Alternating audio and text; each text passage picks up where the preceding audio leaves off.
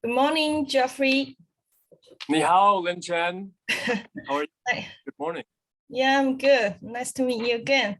And Good to see you again. yeah, so you look really nice today. And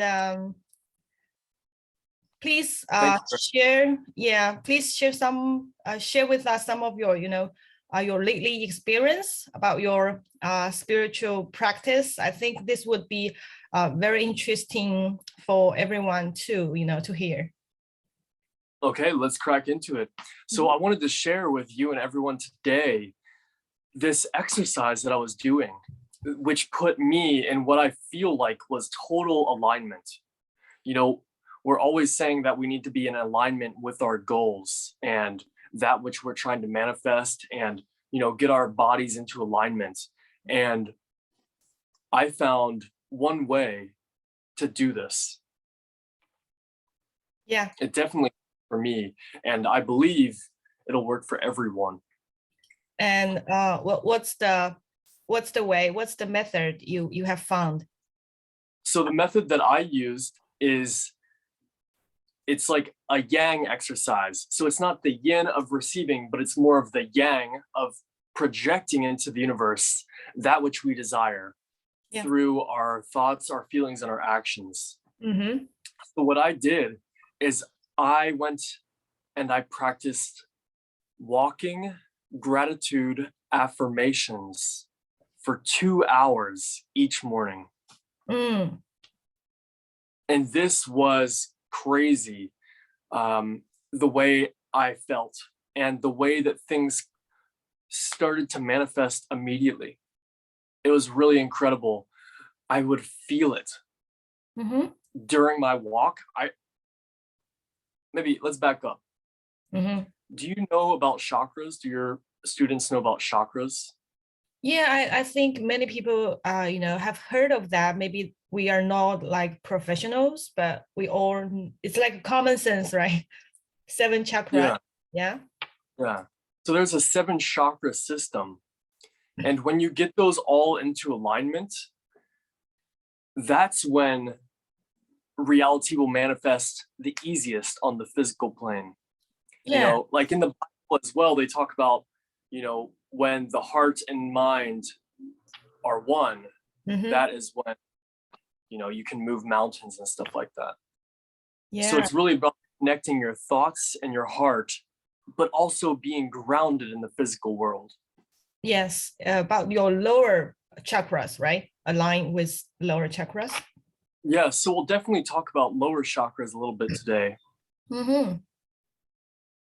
I think the most important thing to do is just tell you the story of how I stumbled upon this exercise. Yeah, I'd love to hear that. So for everyone new that has never seen me before, my name is Griffey Maher. My real Geoffrey, but all my friends call me Griffey. And I'm deeply involved with self-help and self-development. And I did Bob Proctor coaching for 4.5 years, but I've always been interested in physics and metaphysics, science, theology. And I think it all came down really to this one exercise for me, which is speaking gratitude. So the first thing you do is you hold a picture in your mind. Yeah. So let's say it's like a cup of coffee. And then you get connected with that vision in your heart. Yeah. Right?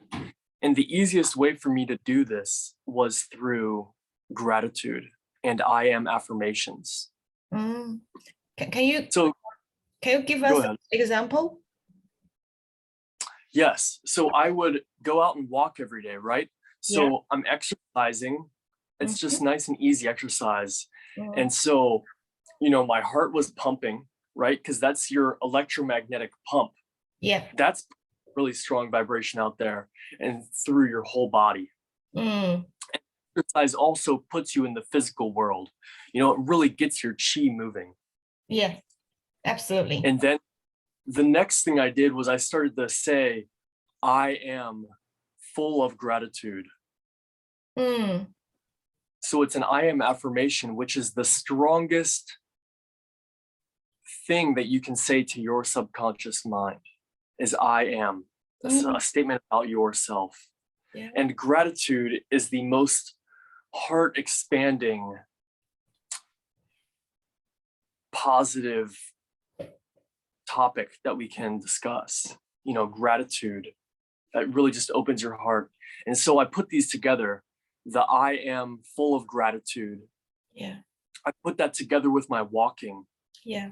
And I kept hearing that we speak reality into creation, you know? Yeah. And so I put the picture of that which I desire, like a cup of coffee, in my mind. Yeah. I connected my heart to the feelings. And while my chi was pumping, right, I spoke about the cup of coffee. So I would say, I'm so full of gratitude for this warm cup between my fingers. I'm so full of gratitude for the taste. I'm so full of gratitude for the press of the cup on my lips. Or I'm so grateful for the smell. Oh, wow. And so you're really making that mental picture. You're connecting with it in your heart, and then you're expressing it. You're impressing your vibration onto the formless substance. That sounds really like simple, or you know, it's like you would suggest to do the manifestation during like when you are exercising your body, so it's easy to pump up the chi. Yes, and your physical body, right, is all connected. Yeah. So we want to get those lower chakras working as well. You know, it's not about the heart and the mind. Yeah. You know, the thing about like the root chakra is what connects us to the earth plane, the physical. And so through the transmutation of sexual energy, you can, you know, just release your idea of what you desire down in density, right? Yeah. The density goes down.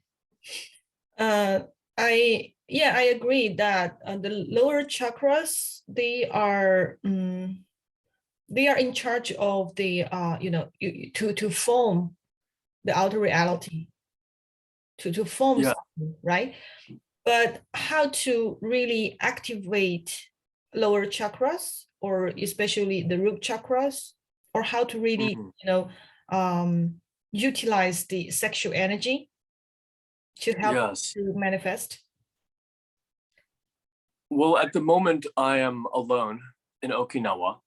And so I'm really exploring like the Chinese Tao traditions of cultivation of your energy. So it's not that we want to suppress our sexual energy. We don't want to suppress our desire. We want to feel our desire. And then we want to use that creative energy. We want to use that energy and transmute it, which means to change it. So instead of having sex, I would go on a walk. You know, I would exercise in a different way, and then I would speak these other things. Instead of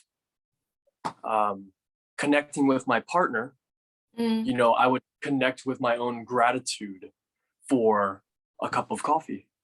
You know? Yeah. So that's the way you would transmute it.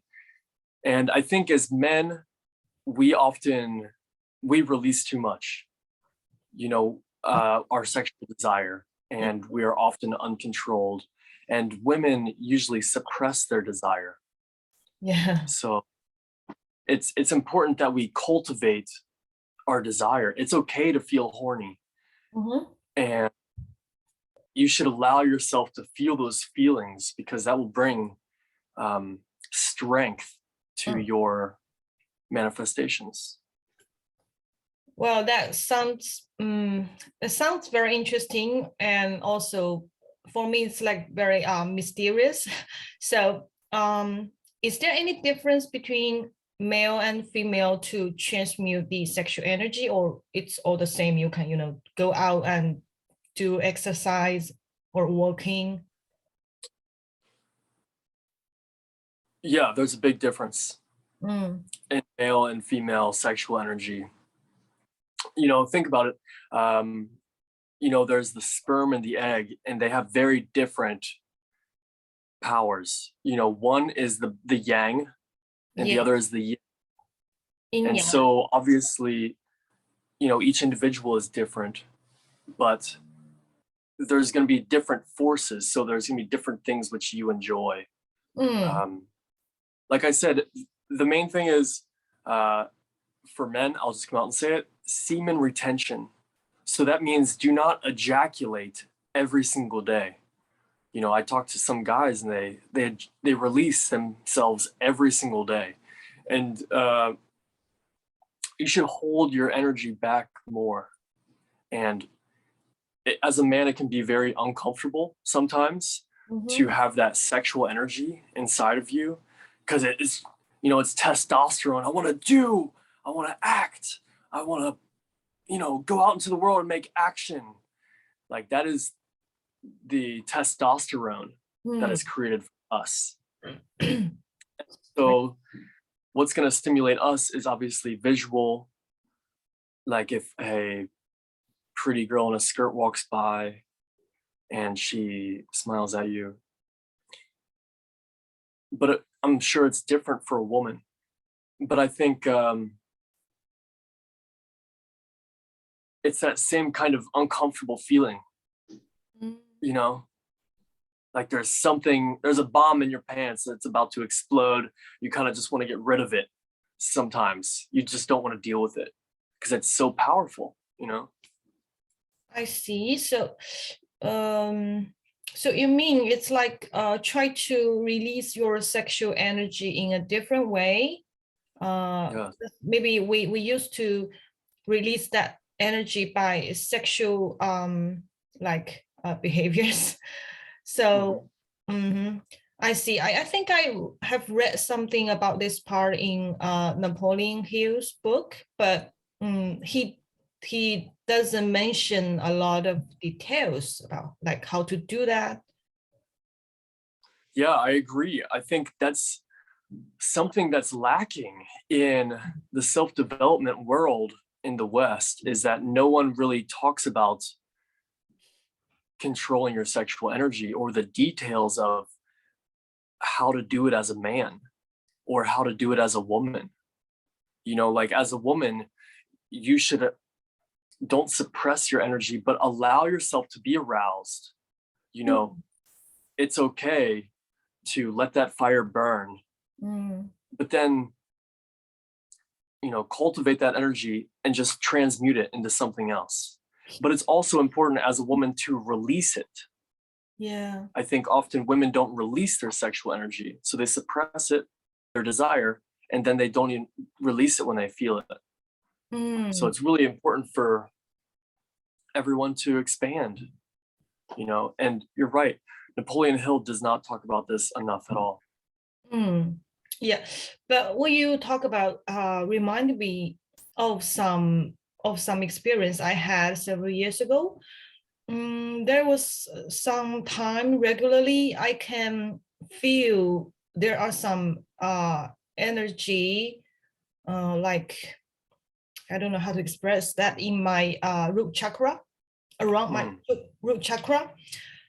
But that really made me uncomfortable, because it's not purely like you are you feel like you want to have sex with someone, or it's just like some energy it's walking there.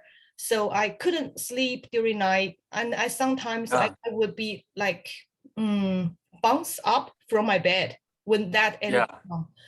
And after that period, I've been like suffering from that. So I started to meditate every day and to connected with my lower chakras and the Kundalini. That part appeared. I could see fires in my third eye. So that would be fire that you saw in your third eye? That's your sexual fire. Oh. Yeah. And that's exactly the same thing that happens to men, is sometimes if you don't release, like, you just can't fall asleep. And so that's why it can be so annoying to not release or to not have a girlfriend. But that's exactly how powerful this energy is.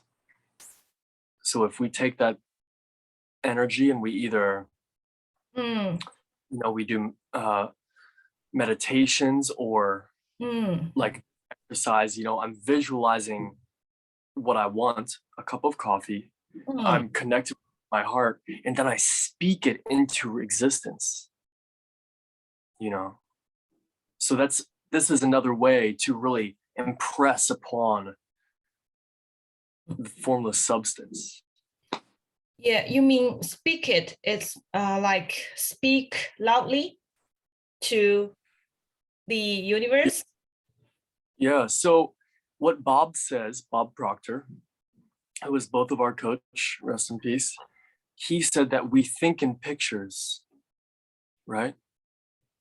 We think in pictures. And so this means that probably a long time ago, maybe, this is going to sound crazy, maybe hokey, maybe you want to cut this out, but I believe that we were all telepathic.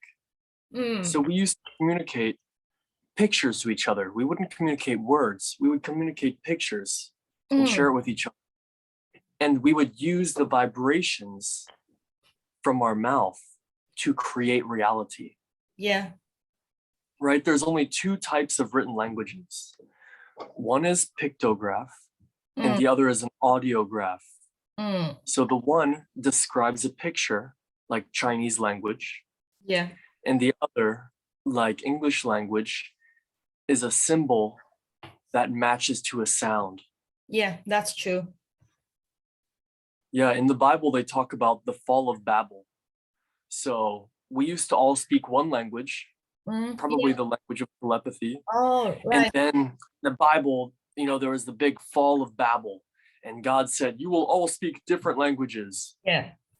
And I think that's when we forgot the language of pictures and we focused on the language of speech, which is a mistake, right? Because this thing is used to create the physical reality. Well, this is a great topic because I used to read that story from Bible. Yeah, what do you think about that story? I mean, what does that imply? The Bible, compared to other books, is written very mysteriously. Like if you look at the Bhagavad Gita, it straight up tells you, you are an infinite being. You are this, you are connected. You have divine within you. The Bible is a lot more mysterious and kind of written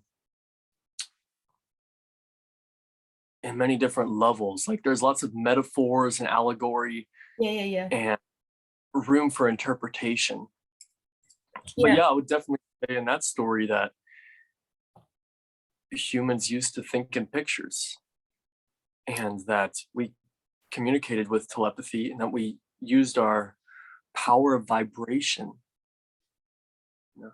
So it's like we've been lowered down our communication channels. Yes. So that's why we misunderstand each other so much after we communicate by sounds. Yeah. Exactly. And that's also because most people's chakras are not in alignment. Maybe they want to have sex with one person, but they love another. And maybe they think that sex is bad. Or just for instance, or like a cup of coffee, like I should have a cup of coffee, but maybe I shouldn't, so I won't. But my heart loves coffee, but my solar plexus says I shouldn't. So they're out of alignment. Most people are. Yeah. And in the Indian Vedic tradition, they say that right now we're in the Kali Yuga, which means the dark age. So we're like at the exact opposite of human potential. You mean current age or previous? Currently, yeah. Current age. Currently. Okay. Right now. Yeah. Well, that's a great stories you've shared with us. And let's back to our topic about the manifestation. So, yes. For example, we have different levels of manifestation. I mean, you have big goals and small goals, right? Yes. You want a cup of coffee. It's a small goal. It's not that difficult because the opportunities or the odds are good, right? But if you want like $1 million or a house, that's different, right? So how to apply this technique you have found and you summarized in these different manifestations?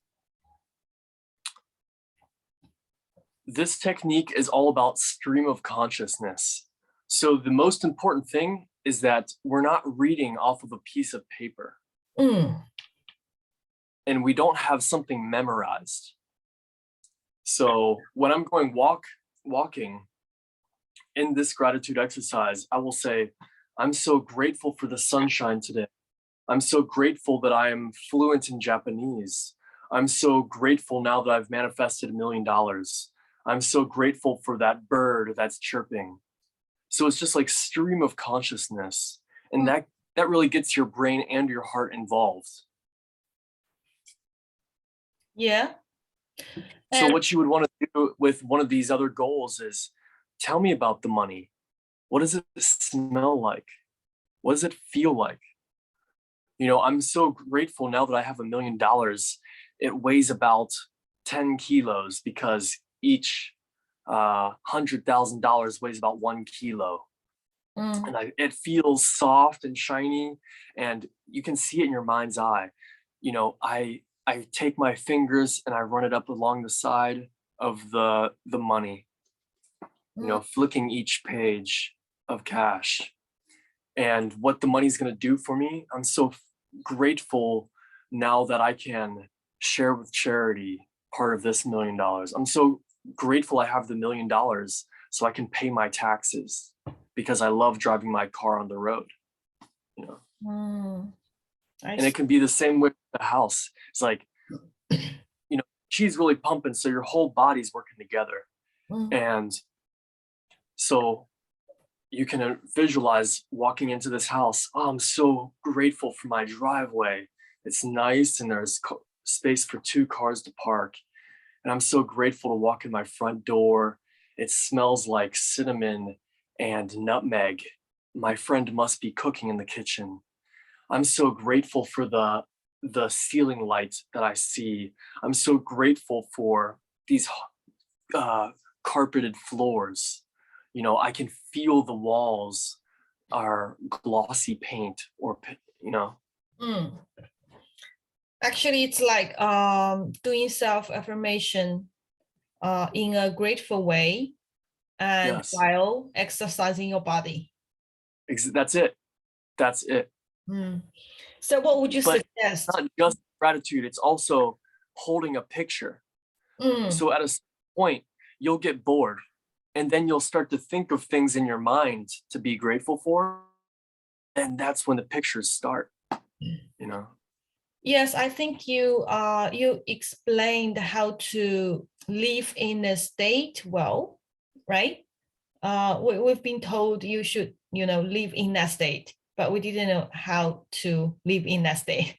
So the technique you shared is very helpful for us, you know, to tune into different levels and align with our goals. Yeah, so I think the exercise, gratitude affirmations, that's the secret. I mean, that's it. You know, because you're in a relaxed state of being, you're exercising, you're saying I am, which is the strongest thing you can do.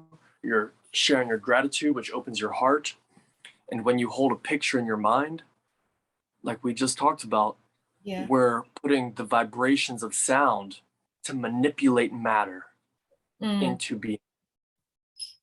Yeah, that's true. So except besides the sounds, any other way to form the reality? Because as far as I know, I can recognize our actions, our behaviors could form the reality. And you mentioned about the sounds. The sound wave could, like, you know, change the shape of the water. That's right. Yeah. Some image on that. So I agree that sounds could form the reality. Is there any other way to form the reality? Yes. And I'm so happy you asked this, because I play the violin. I play Irish music. And I used to play violin in pubs and weddings and bars. And this is the way that I found out how to create reality instantaneously before. So I created reality instantaneously, or almost instantaneously, back when I was like 20 and 21 and 22. And I got afraid because I didn't know what was going on. So I had to step away from that. And I learned so much about how to create reality, but I always wanted to go back to that place in a healthy way. And I think this exercise is getting me back to that point. So what do you mean by, you know, create the reality instantaneously? So you heard me right. That's right. For example, what can you share like an example or story? Well, sure. I can share many stories. The first one is, when you're playing violin or any musical instrument, it's all aligned with the chakras. Each chakra has a different note. So like your root chakra will be a C note. You know, the one up above will be a D. And then I think, and then whatever.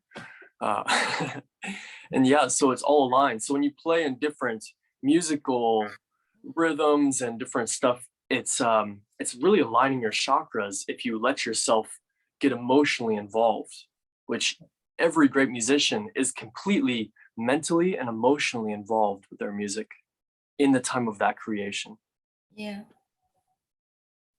And so one example, I mean, like beer, money, you know, I didn't realize it at the time, but like I would just imagine someone giving me $10, right? I am playing music and I would be playing, and I would imagine some guy walking up and giving me like $10 and saying, "Hey, that was so great. Thank you so much." And it's like, that's one example, you know? I see. It's like what you just thought of or thought about, you can see it in your reality within seconds. Yeah, within a couple seconds. And I mean, I could share some pretty crazy stories. I'll share one. When I was with my friend, his name was Jake, and we were helping him move his apartment. At this time, I'm playing music all the time. So I am in something called flow state, which to me is the perfect human state of creating reality instantaneously. It's called flow state. It's studied by science. It's not some, you know, fake universe thing. This is real, called flow state. And so I'm almost always in flow state. And so I was walking outside of the house, and he was the first one to step on the concrete, and poof, a Venezuelan like quarter was in the ground, and he picked it up, put his hands in the concrete, and held up the quarter. And I was like, oh my God, was that there before? And he was like, no, it wasn't. And so next thing I do is I take my foot, stomp on the ground, and here's a Venezuelan dollar that came out of the concrete. Yeah. Wow. That's yeah. So before there were no coins there, and then each of us stepped on the ground. Yeah. You know, and Yeah. just the matter shifted, and we had these coins. My friend still has them now that we manifest. You create your reality literally, right? Instantaneously. That was instantaneous reality creation. So what would you suggest others or us to practice this? It's like to, have a walk for 2 hours every day morning. Yeah. Yeah, I would. Or if you have another way to get into flow state, which can be difficult. So, but if you know a way, then you should do that. The flow state, it's like, I try to understand this because in Chinese, we say this in flow state. It's like to flow with the universe rhythm.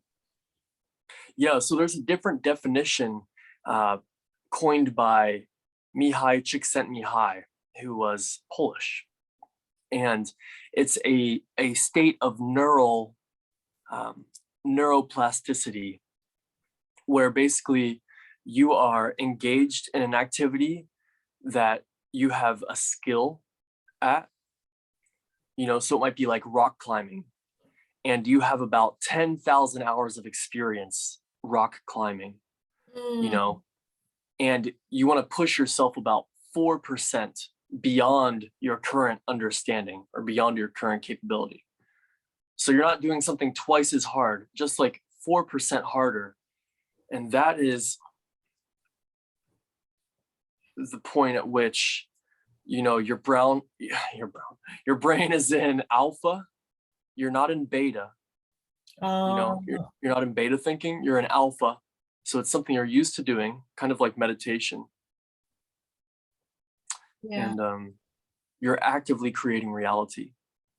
Yeah, I understand. So many people know this if they've been in flow state before, about actively creating reality.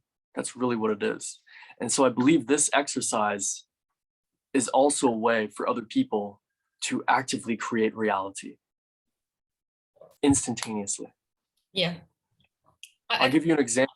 From this exercise, I was saying, I'm so happy and grateful I've met wonderful Japanese people. I'm so happy and grateful that I'm fluent in Japanese. And later, maybe 2 days after I began this exercise, I met a lady who didn't speak any English. And the next day, she took me hiking on an island. And I spoke to her in Japanese for 6 hours. So I manifested a situation in which I was fluent in Japanese immediately. Yeah, absolutely. And it's also like, universe will give you the opportunity to practice or exercise your Japanese because you want to be like that. Yeah. And so that's one thing that manifested immediately. Yeah. So, I think the tricky part is how to be in that flow state. Yeah. Yeah. I mean, there's other ways as well, like drugs and meditation. They can get you to similar states. But in this exercise, gratitude affirmation, to me, it's the healthiest way to get here and like actively create as you walk down the street. It just felt like, oh my God, like that is how humans are supposed to be. Like this is, I get it. I feel it. Like I don't need to be playing an instrument or rock climbing. Like I'm supposed to live from a place of gratitude. I'm supposed to think in pictures and speak it into existence. That's it. That is it. That is how humans are supposed to feel. That is how we're supposed to create reality. Yeah. There's no other way. This is the right, everyone wants to say that this is the right way, but like, I just felt it. I felt it in no other way that can be explained, really. The only way to do it is to feel it. Yeah, so you think you found the basic, right? The basics of the manifestation. It's how to align your 7 chakras, your mind, heart, and body. Yes. Yeah. And we speak into the formless substance. We impress upon with the vibration of our mouth. It's not just about, focused action and picking up the phone to call somebody, but every single action and, the world is vibration. Every word you say is powerful. Yeah, I agree. That's why I'm very, I'm very responsible of my words this year after, following Bob and making friends with you guys. I realize how powerful my mind, my thoughts and my words are. So yeah, I would like to, be really like disciplined with my words and behaviors, because even if there are no people watching me, but I know my thoughts and my words would be impactful on my reality. Oh yeah. And language is here to impress upon the formless substance. Yeah, maybe we can maybe you can share a way for us to to how to manage our language or how to manage our words. Give us a way to manage your language. Let me think about that. Yeah, practice gratitude. Even if you're not going to do this exercise, when you practice gratitude, do not read off of a piece of paper. Don't do it. And don't just do some routine. You need to practice gratitude by speaking gratitude, not just writing it, but speaking gratitude for what you're grateful for in this moment, because that's what's going to connect your heart, your mind, and your mouth. I see. So you don't have to go for a walk for 2 hours, but at least when you practice gratitude, do it live. Don't just write it down or practice some routine. I see.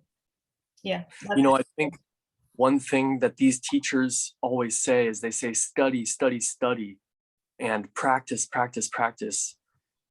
We're not here on life to practice. This is not a practice run.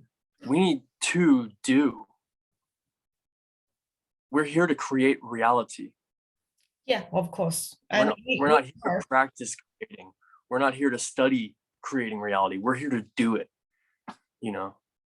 Yes, I think each of us is creating our reality, but unconsciously. Yeah.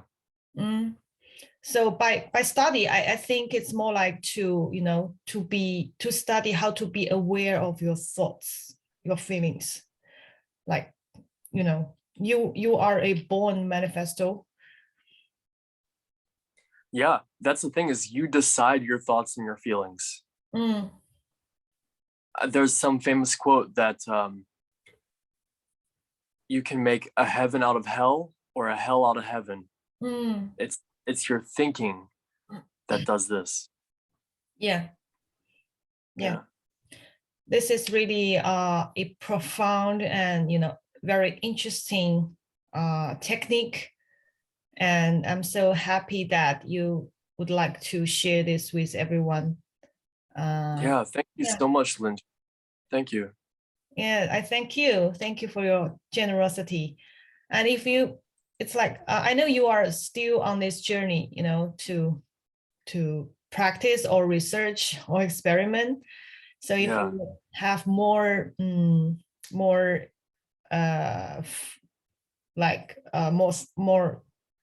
thoughts or more techniques you will find out, and you can just share with us more.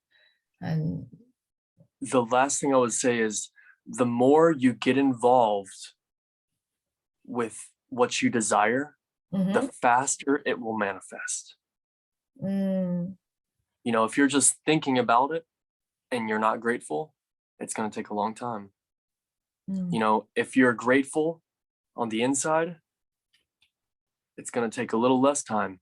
But if you're grateful on the inside and you express it, and you want to tell everybody about how grateful you are that you found your dream house, then it's going to manifest faster, right? It's like 1 + 1 + 1 = 3. Then get all your chakras together, you have 7, times the power of 7. Yeah. So let's summarize for some points. For people to sort out what we can learn from you today. I think the first one is learn how to align yourself with your thoughts and feelings and body. And this is the most important thing, right? Yes. And second one is to remember your sounds could form the reality. So watch your tongue, watch your thoughts. Yes. Careful of your words, and you can practice gratitude every day. And when you practice gratitude, do stream of consciousness. Don't just read a script. Don't read a script. Don't read something you memorize. And say it in different ways. If you want to work on your beautiful, say, I am beautiful. Or I'm so full of gratitude, I'm beautiful. I'm so beautiful because I'm so grateful that I'm beautiful, that my skin is soft. Get involved. The more you're involved, the more powerful it becomes. I can do that part. I'm good at that. And this is the second step, or and the third one is like what you just mentioned, is to be real grateful, not pretend to be grateful. That's it. And the way to not pretend is to say it in real time. Stream of consciousness, nothing written down. Don't just write your gratitude, but speak it in the moment. It's all about living in the moment. Speak in the moment and speak it loud, right? Yeah, that's right. Yeah, as loud as possible. For this exercise, I went on a bridge next to the highway and I yelled my gratitude as I was walking past the bridge. I've never yelled a gratitude, but it felt like a burst of life out of my heart. That's a good point. I think the final point is to try to utilize your body to help you, activate the feelings or activate your lower chakras. Yeah, get your entire body involved with whatever you want to manifest. It's your whole body, your mind, your spirit. Once you're in alignment, once your attitude is focused and your actions, the speaking, your actions are going out there into the world, it's only a matter of, a few seconds. Like something can manifest for you if you really put your mind to it. I think you give us two important tips or techniques to practice this is one is to speak aloud, because by speaking aloud, you connect with your body, right? Yes. And another one is to do this during exercising, because when you are exercising your body, you connect with your body too. Yeah, that's right. And so it helps you connect with the physical plane. Yeah. Yeah. The more connection you can feel between yourself and your goal, the faster things manifest. Yeah. I love that. And thank you for sharing this with us. I learned a lot from you these days, not just today, these days. Yeah, thank you so much. Yeah. So hope we can, find another topic to talk about next time. Of course. Yeah. Okay. See you. Thank you, Lynn Chen. Thank you, Geoffrey.